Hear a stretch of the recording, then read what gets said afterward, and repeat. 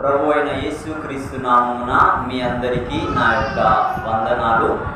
ఈ యొక్క సమయమందు ఆరాధనా వాక్యాన్ని ధ్యానం చేసుకుందాం. యోహాను సువార్త 1వ అధ్యాయము 1వ వచనాన్ని ఈ సమయంలో ఆరాధన ధ్యానంగా మనం చేసుకొని ఆరాధనకు యోగ్యుడైన ఆ దేవుణ్ణి మనము ఆరాధిద్దాం. చదవండి.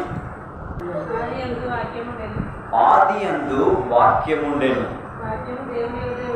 వాక్యము దేవుని యొద్ద ఉండెను, వాక్యము దేవుడై ఉండెను. దేవుడు తన మాట మన వినికిడిలో దీవించునుగాక.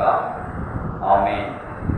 ఇక్కడ 3 పర్యాయాల్లో మనకి వాక్యము దేవుడు కనబడుతూ ఉన్నాడు.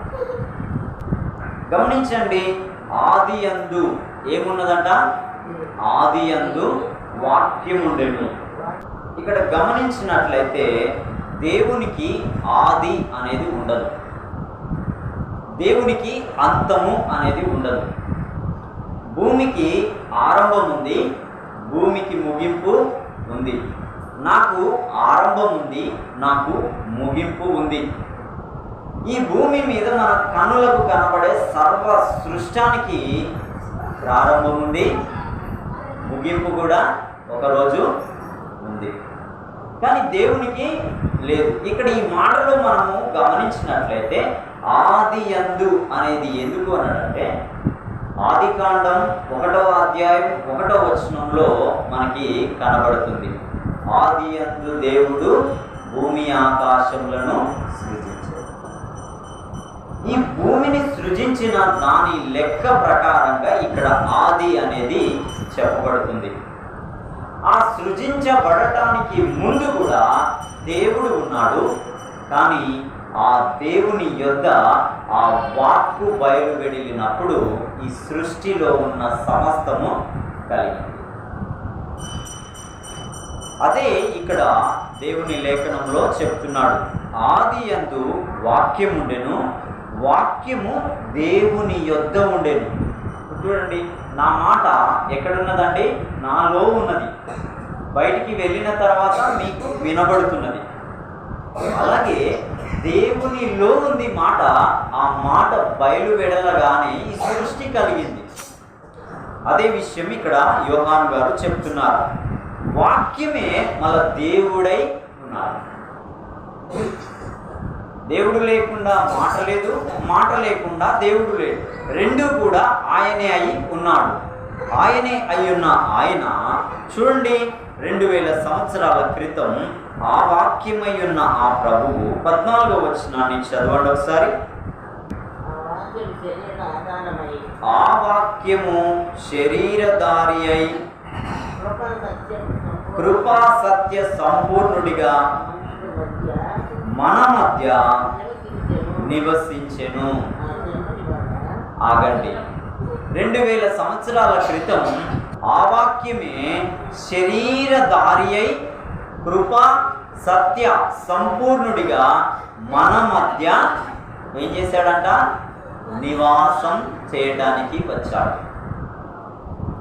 ఆలోచించండి, అనంతుడైన ఆ దేవుడు తన నోటి మాట చేత ఈ సృష్టి అంతటిని కలగజేసిన గొప్ప దేవుడై ఉన్న ఆ ప్రభువు ఈ సృష్టిలోనికే ఒక నరునిగా రావడం అనేది అది చాలా గొప్ప విషయం కాదంటారండి?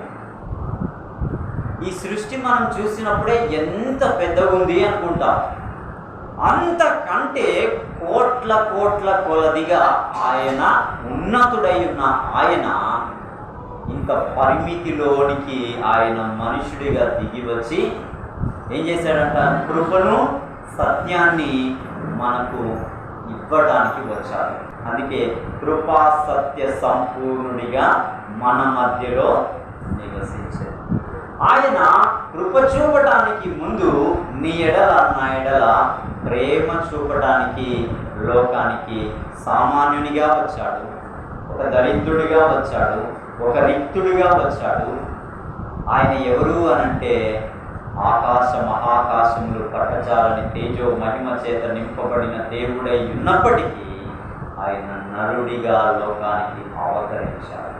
ఎందుకంటే నిన్ను నన్ను రక్షించటానికి ఆయన భూమి మీదకి మనుష్య కుమారుడిగా వచ్చాడు. ఇట్టి గొప్ప దేవుణ్ణి మనం ఎంత గొప్పగా ఆరాధించాలండి. నీకోసం కష్టకాలంలో ఉన్నప్పుడు నీ బంధువు నీ దగ్గరికి రాడు. పడిపోయి చెడిపోయి ఉన్నప్పుడు నిన్ను పరామర్శించడానికి నీ స్నేహితులు నీ దగ్గరికి రాడు. అన్నీ సమృద్ధిగా నీకున్నప్పుడు ఎక్కడెక్కడి దూర బంధువులు కూడా నీ దగ్గరికి వస్తారు. వచ్చి ఏమంటారు, ఈయన మా బంధువే అని నలుగురికి చెప్పుకుంటారు. రోజు వస్తూ పోతూనే ఉంటారు, చాలా ధనవంతుడు అయితే. కానీ అదే దరిద్రుడవై, అదే పనికి మారిన వాడవై, అదే పడి చెడిన వాడవై ఉన్న నీకోసం ఎంత దగ్గర బంధువు రాడు, ఎంత దూర బంధువు అసలే రాడు. ఆఖరికి కన్న తల్లిదండ్రులు కూడా వారి ముఖాన్ని చూడడానికి ఇష్టపడని విధమైన పరిస్థితులు నేడు లోకంలో మనము. కానీ నిన్ను నన్ను తన యొక్క పోలికలో నిర్మించి రూపించి పడి చెడి నాశనానికి పాపానికి దాసోహమైన నీకోసం ఆయన అనంతమైన ఆ లోకాన్ని విడిచి నిన్ను ప్రేమించి నిన్ను రక్షించటానికి, నిన్ను విమోచించటానికి, నిన్ను ఉగ్రత నుండి తప్పించటానికి, నిన్ను నీ పాప బంధకాల నుండి విడిపించి సంరక్షించి ఆయన యొక్క రాజ్యమందు ఆయనతో కూడా కూర్చుండబెట్టుకోవటానికి ఆయన నరుడిగా లోకానికి దిగి వచ్చిన ఏకైక సత్య స్వరూపి అయిన నిత్యుడగు దేవుడు. ఇంత ప్రేమ కలిగిన వాడు లోకంలో చరిత్రలో ఒక్కడు లేడు. ఆయనకు సాటి లేరు, ఆయనకు పోటీ లేరు. ఆయన ప్రేమ అది శాశ్వతమైనది. ఆయన కృప చూపుటయందు ఐశ్వర్యవంతుడై ఉన్నాడు. ఆయన క్షమించుటకు సిద్ధమైన మనస్సు గల దేవుడై ఉన్నాడు. ఆయన యొద్దకు వచ్చే ఎలాంటి పాపాత్మునైనా ఆయన చేరదీసి హక్కున చేర్చుకునే అద్భుతమైన దేవుడు మన ప్రభు అయిన యేసుక్రీస్తు. ఆయన ప్రేమ ఎంత గొప్ప ప్రేమ అంటే, ఒక్క చుక్క రక్తమైన తన దేహమందు దాచుకోక రక్తమంతా నీ పాపము కడుగుట కొరకు దారపోసిన అద్భుతకరమైన ప్రేమ గల ఆ దేవుని యొక్క త్యాగమును బట్టి ఇవాళ మనం రక్షింపబడ్డాం.